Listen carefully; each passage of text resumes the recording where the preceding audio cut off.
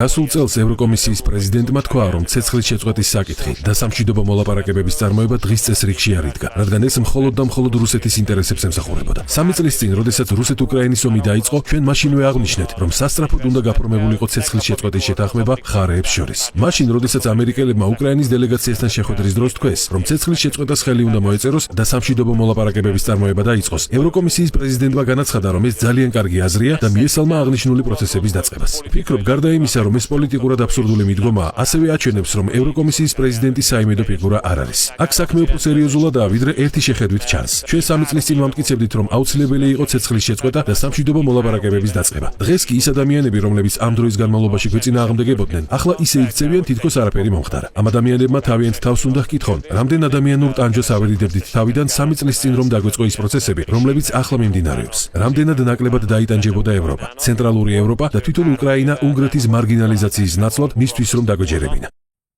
გამოიწერე და გაიგე ამბები ლიბერალური ცენზურის გარეშე.